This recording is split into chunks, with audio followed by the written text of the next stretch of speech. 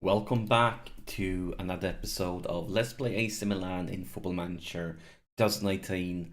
And today we have a huge game coming up. It's the Milan derby versus Inter, one of the biggest games of the season, hugely important one.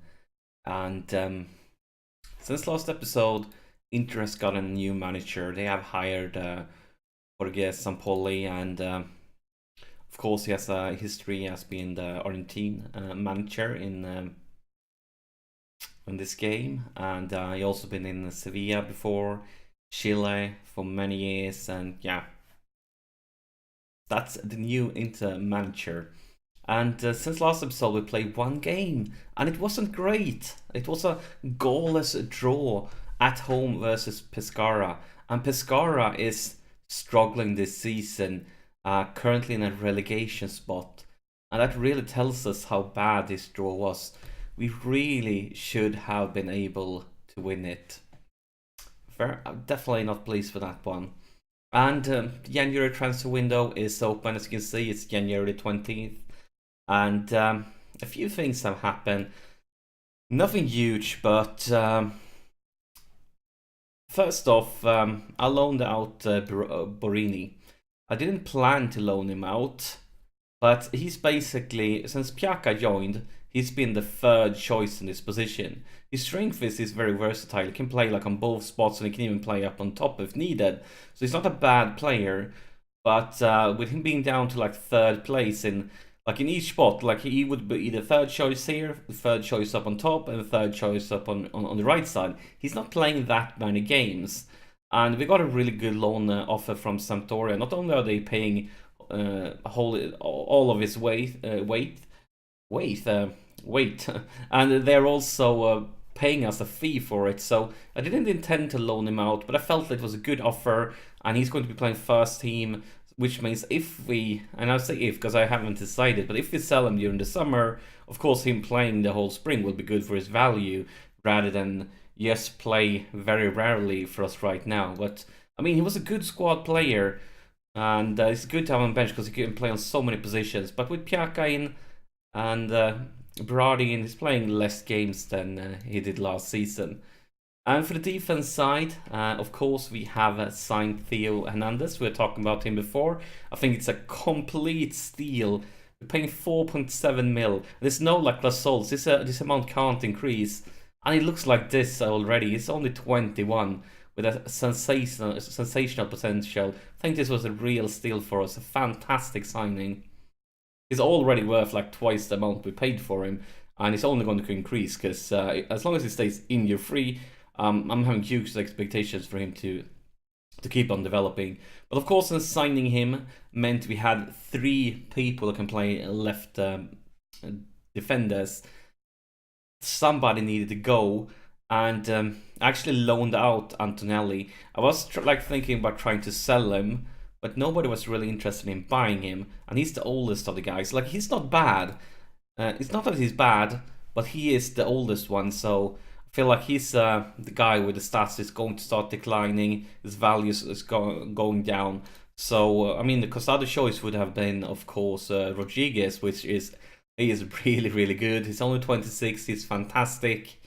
I have no intention to sell him in the near future in case we don't like some club make an offer we can't refuse. Which meant that I wanted to sell him, but nobody was interested in selling him. Then it's better to loan him out because he's playing like 100% of the games and so on, which will keep his value up, and then probably going to be easier to sell him during the summer. And other than that, one more thing. One more player I've loaned out, and it's Sosa. And Sosa is, of course, somebody I have huge expectations for in the future. And he has been rotating quite a lot during this season. But if you take a look at the scouting reports, like right now it says he's value suitable for Serie A. When it started the season, it was Serie B. But I feel like loaning him out, because I loaned him out to a club in the highest division in Germany. And him playing like as a first team regular, because that was what they are offering, and they are the bottom team, so they need every help they can get. But him playing every game as a third team regular, hopefully going to give his abilities and his development an extra push here during the last part of the season. And then hopefully, hopefully that means these green arrows will keep on pointing upwards, and maybe he's going to be a regular starter for the second season. We'll have to wait and see. But yeah, I have huge expectations for him. Other than that, we are in a pretty good shape here. Look at this, nobody injured, which is very rare for us, and nobody suspended, which is also kind of rare for us. So yeah, very good in that department. But enough talking. It's time for us to face off against Inter. It's derby time, and we know what an important game this is. Not only for us fighting in the top 3 positions in the league, but of course for the fans. It's a huge derby, and it's going to mean a lot for them. So since it's a derby, I think it's time to go passionate and. Well, maybe something like that. Well, it worked pretty well. Pretty well. So, yeah, game on. The Milan derby is AC Milan versus Inter. We are, of course, AC Milan. And we are here to take 3 points. Especially after that disastrous last 2 games, actually. Losing big versus Napoli and then just getting 1 point against the team. That's in a relegation spot when we are playing them at home. None of those results is nowhere near close to be good enough for what we need in this occasion. But yeah, we have a derby here. But we know they just got a new manager. They are going to be really motivated, trying to impress the new manager, trying to show that they want spots in the first team. You always know, like when a team gets a new manager, it could be a real boost for them. But maybe we can create something from here. It's Kessie. And that's a beautiful pass for actually Bonucci.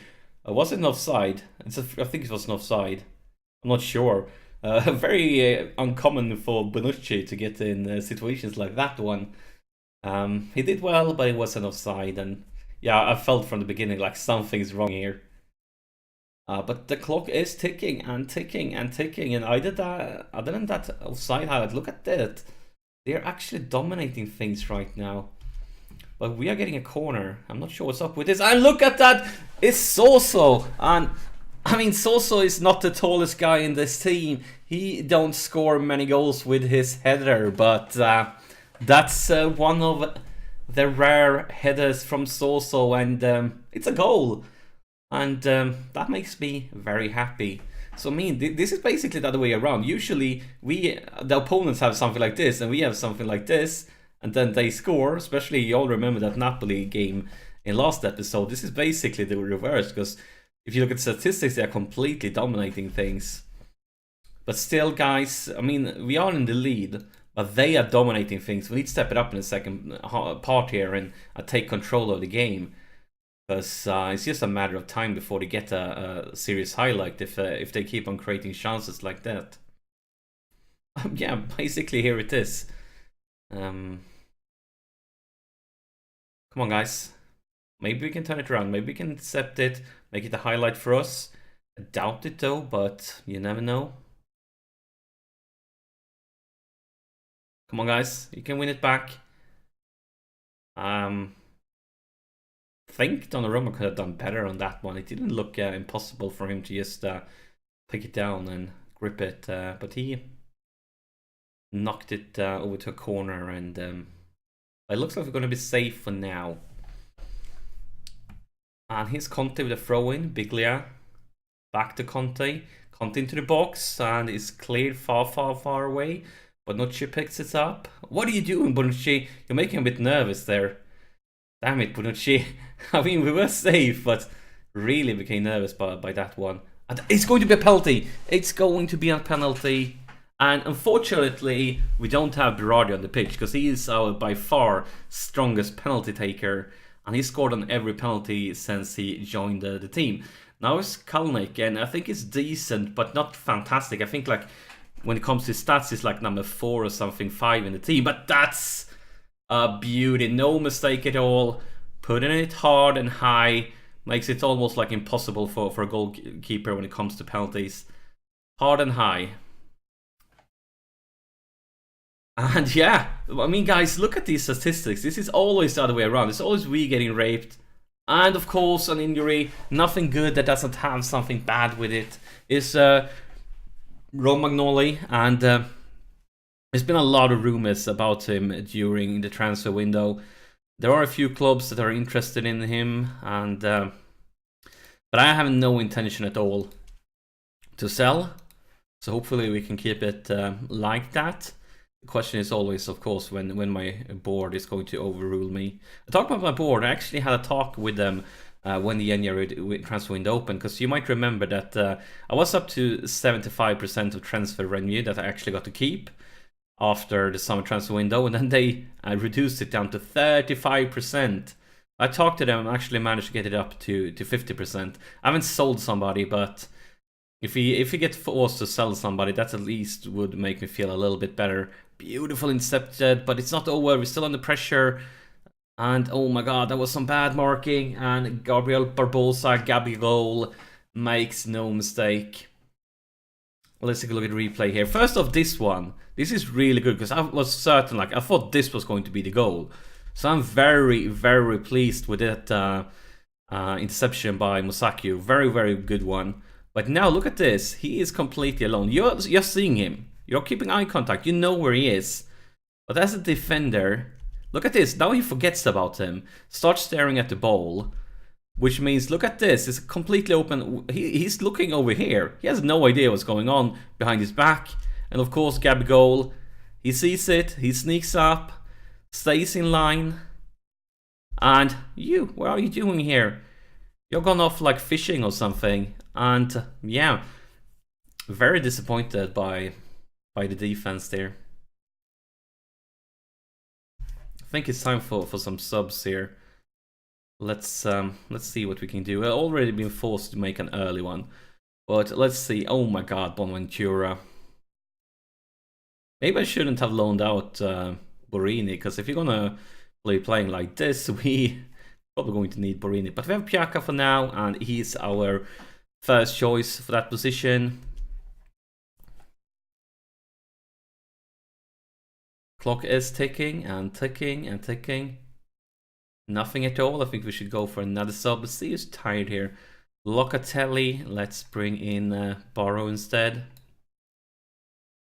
course, Barrow is another of our youngsters.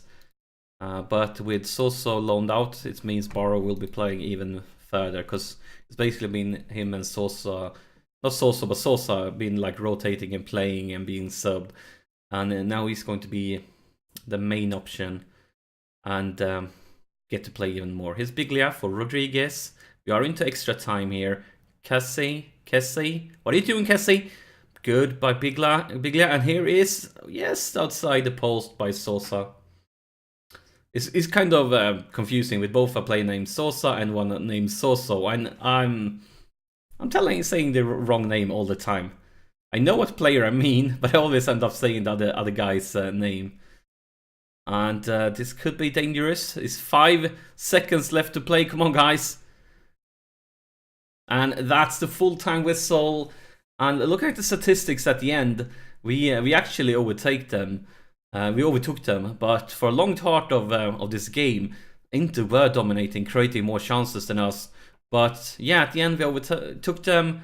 And we scored 2 goals, they scored 1. I am very pleased. This was, I mean, even though Inter is struggling this season, you know, a derby is always a derby. And we know that Inter will always play better against us, because their play will be so motivated with the derby. But I'm glad that we can keep their struggle going. They are in an 8th position, but I mean, they're not many points behind. I mean, they're in 8th place, but they're only 4 points from top 4. But a very important win for us, because that means we overtook Napoli here. And we are a few points ahead of them. Let's take a look at the schedule, see what the future has in hold for us. So what will be... Oh my god, the next game is of course going to be Juve. Juve away. That's going to be tough. We all remember it was one of the first games we played this season. We got a draw at home, but away versus Juve, definitely the toughest and hardest game in the league of the season.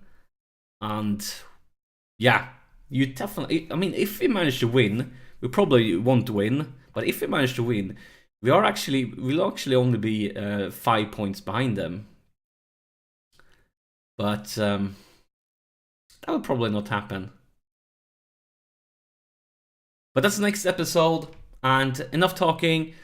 Thank you so much for watching, and I'll see you in the next episode when we go up against the reigning champions, Juve, and I'll see you in that episode.